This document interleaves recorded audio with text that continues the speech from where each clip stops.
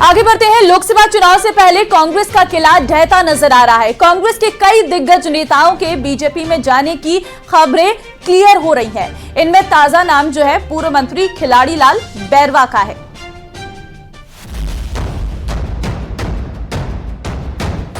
महेंद्र जी मालवीय के बाद खिलाड़ी लाल बैरवा बिगाड़ेंगे खेल। कांग्रेस में जो पुराने नेता हैं इन्होंने अपनी बकवास समझ रखी। लोकसभा चुनाव से पहले जब लग रहा है कि आगे आने वाले भविष्य में कहीं कांग्रेस की इस लोकसभा के बाद में 0 पोजीशन होने वाली है, कोई बेवकूफ होगा जो इस पार्टी में रुकेगा। क्या कांग्रेस हो जाएगी फेल?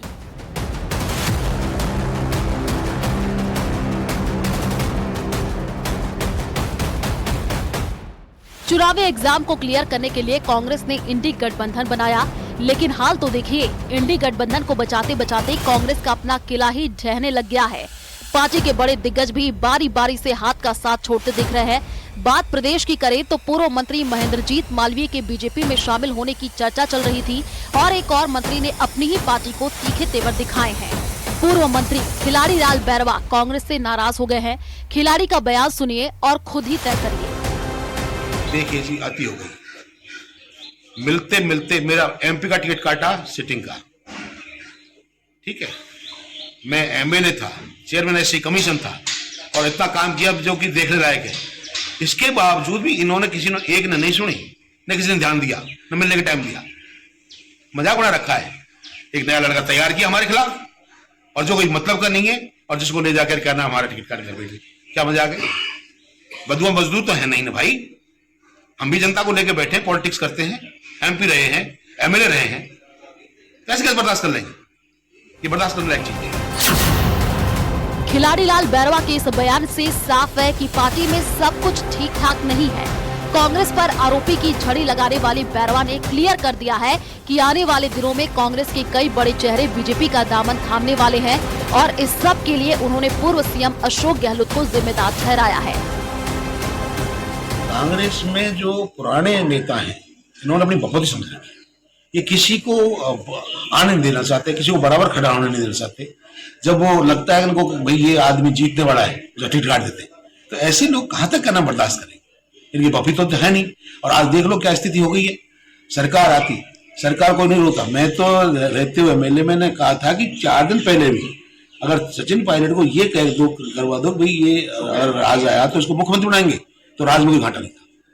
लेकिन आज इनकी जो स्थिति है, आज वो मालवीय जी को देखो, उन लोग कितना बड़ा कद है, कितनी बड़ी पोजीशन, इसके बावजूद भी उनको कहना है जो उनका। तो हर आदमी चाहता है भाई जहां जिसका ड्यू रेस्पेक्ट है वो पार्टी मिलना चाहिए। नहीं मिलेगा, अवेलना होगी तो लोग ऐसे निकलेंगे। और इतनी लंबी लिस्ट है कि आप देखना तो एक फहरिस्त बनेगी बहुत जोरदार, जिसमें अभी आपको भी पता है, नाम मालूम है सबको, लेकिन वो ऐसे ऐसे लोग हैं जो असर करेंगे, आप लोग ताज्जुब करेंगे कि ये क्या हुआ। सर, ये चर्चाओं को लेकर डॉक्टर सर जी ने एक सवाल किया है कि जो डरते हैं वो ही भाग रहे हैं इधर उधर, जाने तो जो जा रहा है कांग्रेस को कोई फर्क नहीं पड़ता। वो नाथी का बाड़ा और ये जो 2-4 आइटम, ये जो अब अपने रिश्तेदारों के जो जिस तरह की पोजीशन के तहत ये सब चीजें हुई है, इन सब चीजों का नुकसान हुआ है भाई। आप क्या समझते हो? जनता बेवकूफ नहीं है, एक चीज को समझ रही है।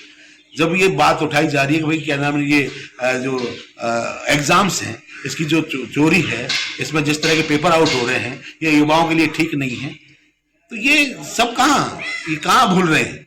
आज डोटासरा जी और अशोक गहलोत जी हैं, यही रहेंगे, इसके बाद में पूरा खाली हो जाएगा। मैं सूत्रों की माने तो सोनिया गांधी के राजस्थान से राज्यसभा जाने के फैसले से पार्टी के कुछ नेता नाराज हैं। इसके अलावा पार्टी नेतृत्व पर उनकी बात न सुनने के आरोप लग रहे हैं। अब सवाल ये उठ रहा है कि अगर कांग्रेस के साथी ऐसे छिटकेंगे तो लोकसभा चुनाव की नैया कांग्रेस कैसे पार करेगी?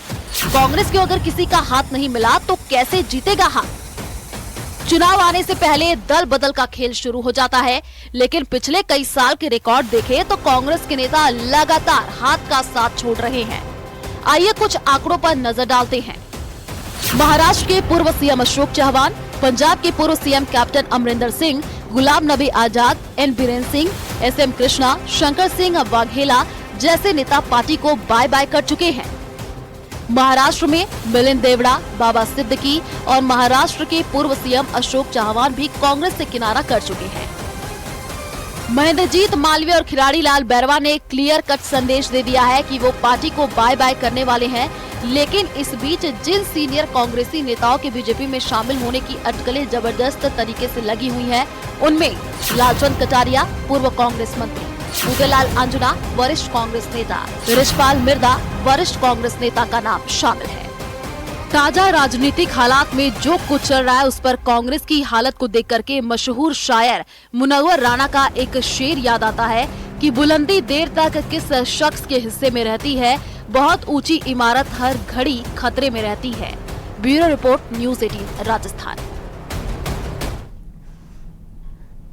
और दिल्ली से एक बड़ी खबर इस वक्त सामने आ रही है। बीजेपी शासित राज्यों के मुख्यमंत्री परिषद की बैठक खत्म हो गई है। बीजेपी शासित राज्यों के मुख्यमंत्री परिषद की बैठक खत्म हो गई है। बड़ा अपडेट, तकरीबन 3 घंटे तक ये मुख्यमंत्री परिषद की बैठक चली और बैठक में लोकसभा चुनाव को लेकर चर्चा हुई। इसके साथ साथ राज्यों में चल रही केंद्र की योजनाओं को लेकर भी मंथन हुआ। प्रधानमंत्री ने फीडबैक लिया। तो बैठक में लोकसभा चुनाव को लेकर चर्चा की गई और बीजेपी शासित राज्यों के मुख्यमंत्री परिषद की ये बैठक जो फिलहाल खत्म हो गई है, 3 घंटे तक ये बैठक चली, जिसमें प्रधानमंत्री नरेंद्र मोदी ने फीडबैक लिया, क्योंकि लोकसभा चुनाव से पहले ये अपने आप में एक बड़ी बैठक है जो 3 घंटे तक चली है। सभी बीजेपी शासित राज्यों के मुख्यमंत्री इस बैठक में मौजूद रहे, जिन्होंने अपने अपने राज्यों के बारे में जानकारी दी है और वहां पर किस तरीके का माहौल इस वक्त लोकसभा चुनाव से पहले है उसके बारे में यहां पर जानकारी दी गई है। और प्रधानमंत्री नरेंद्र मोदी इस बैठक में थे, जिन्होंने 3 घंटे तक इस बैठक में उन सभी योजनाओं के बारे में भी मंथन किया जो केंद्र की ओर से चलाई जा रही हैं। और प्रधानमंत्री नरेंद्र मोदी ने फीडबैक भी लिया सभी नेताओं से कि किस तरीके से लोकसभा चुनाव को लेकर माहौल उनके राज्य में है और वहां पर किन किन चीजों पर अभी और मेहनत करने की जरूरत है। इन सभी चीजों पर चिंतन मंथन किया गया, क्योंकि एक बड़ी तैयारी के साथ इस बार का लोकसभा का चुनाव भारतीय जनता पार्टी लड़ने जा रही है और सभी 25 सीटें, खासकर राजस्थान की जो है बीजेपी चाहती है जीतना। तो उसी के लिए जो है लगातार अब ये बैठकें लगातार चल रही हैं और 400 पार का नारा इस बार भारतीय जनता पार्टी की तरफ से दिया गया है। तो 400 पार अगर सीटें हासिल करनी है तो बीजेपी ने अपनी पूरी रणनीति तैयार कर दी है। सबसे पहले ये मुख्यमंत्री परिषद की बैठक। संवाददाता विनीत फोन लाइन पे इस वक्त हमारे साथ है। विनीत, बीजेपी शासित राज्यों के साथ जो बैठक चल रही थी, बताया जा रहा है कि खत्म हो गई है, 3 घंटे बैठक चली है, किन किन बातों पर चिंतन मंथन किया गया है? जी बिल्कुल, भारतीय जनता पार्टी शासित राज्यों के मुख्यमंत्री परिषद की बैठक आहूत की गई थी राष्ट्रीय अधिवेशन के समापन के बाद और करीबन 3 घंटे तक ये बैठक चली है, जिसमें प्रधानमंत्री नरेंद्र मोदी, गृह मंत्री अमित शाह, भारतीय जनता पार्टी के राष्ट्रीय अध्यक्ष जेपी नड्डा ने तमाम जो मुख्यमंत्री और उप मुख्यमंत्री थे इनको गुर दिए हैं। आगामी लोकसभा चुनाव को लेकर तमाम तरीके की रणनीति तय की गई है कि कैसे किस विजन के साथ आगे बढ़ा जाए, क्योंकि प्रधानमंत्री नरेंद्र मोदी ने पहले ही साफ कर दिया है कि इस बार के लोकसभा चुनाव में एनडीए गठबंधन 400 सीटों का आंकड़ा पार करेगा। ऐसे में तमाम राज्यों में किस प्रकार की स्ट्रेटजीज के तहत काम किया जाए, केंद्र की मोदी सरकार की योजनाओं का प्रचार प्रसार कैसे किया जाए और आगामी दिनों में केंद्रीय नेताओं के जो दौरे होंगे तमाम प्रदेशों में, उसको लेकर भी रूपरेखा तैयार की गई है। जहां तक राजस्थान के संदर्भ में है तो मुख्यमंत्री भजनलाल शर्मा ने ये आश्वस्त किया है बीजेपी आलाकमान को कि जो परिपाटी पिछले 2 चुनाव से राजस्थान में चली आ रही है कि 25 की 25 लोकसभा की सीटें राजस्थान की जनता एनडीए गठबंधन की झोली में डालती आई है, वो जो परिपाटी है वो इस बार भी कायम रहेगी, बरकरार रहेगी और 2024 के लोकसभा चुनाव में भी भारतीय जनता पार्टी 25 की 25 लोकसभा सीटें जीतेंगी। भारतीय जनता पार्टी। ठीक है, बहुत धन्यवाद आपका तमाम जानकारी देने के लिए। बीजेपी के राष्ट्रीय अधिवेशन के दूसरे दिन पीएम मोदी ने दूसरे कार्यकाल का ब्लूप्रिंट पेश किया है और इस दौरान पीएम मोदी ने तीसरे टर्म में मोदी की गारंटी पर बात की है और एक बार फिर 400 पार का नारा दिया। इस दौरान पीएम मोदी ने बीजेपी के सभी कार्यकर्ताओं से अगले 100 दिन के लिए जी जान से जुट जाने की बात भी कही है। राष्ट्रीय अधिवेशन में मोदी की हुंकार।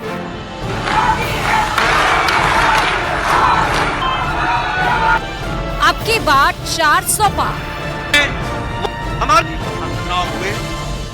राष्ट्रीय अधिवेशन में जीत का ब्लूप्रिंट तैयार। 370 का माइलस्टोन पार करना ही होगा। कार्यकर्ताओं को मोदी का मंत्र।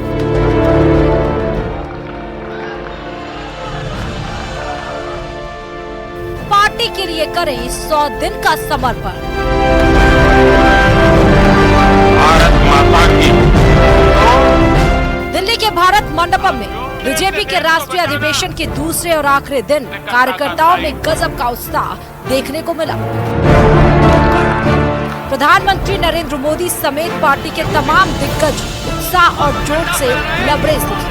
ऐसे जोश को देखकर पीएम मोदी भी खुद को ये कहने से नहीं रोक सके कि अब की बार 400 पार। आज विपक्ष के नेता भी एनडीए सरकार 400 पार के नारे लगा रहे हैं।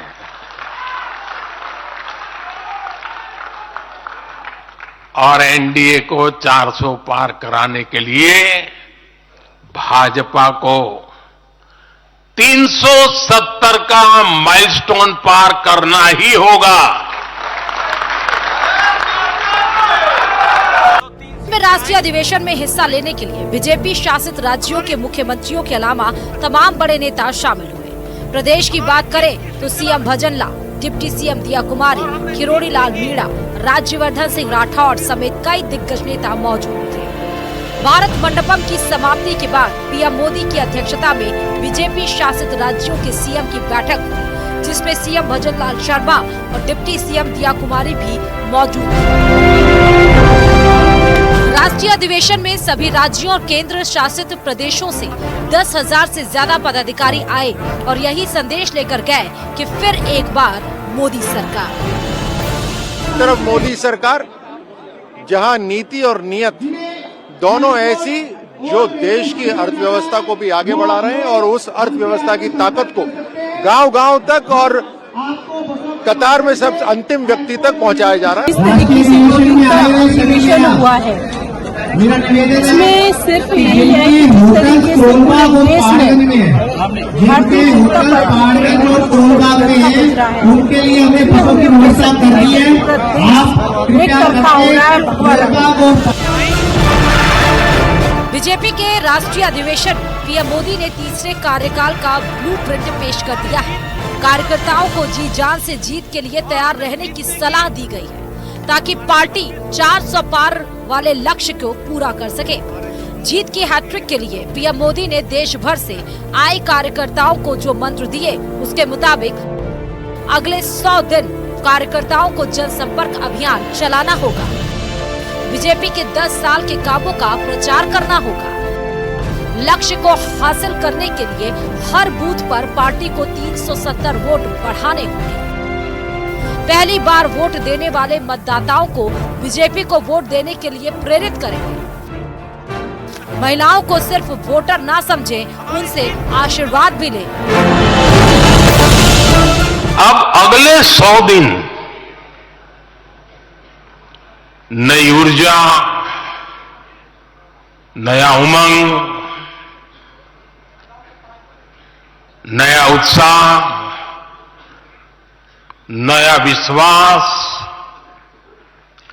नए जोश के साथ काम करने का है।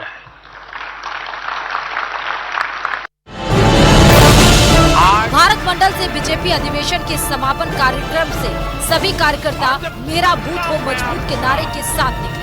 राजस्थान में भी लोकसभा की 25 सीटें हैं, जहां बीजेपी ने पिछले चुनाव में कांग्रेस का सूत्रा साफ किया था। अब मोदी मंत्र के साथ बीजेपी नेता और कार्यकर्ता अगले 100 दिन जीत की रणनीति पर काम करेंगे ताकि पीएम मोदी उनकी उम्मीदों के मुताबिक लोकसभा चुनाव में 400 पार वाला गिफ्ट दे सके। Bureau report, news 18 Rajasthan.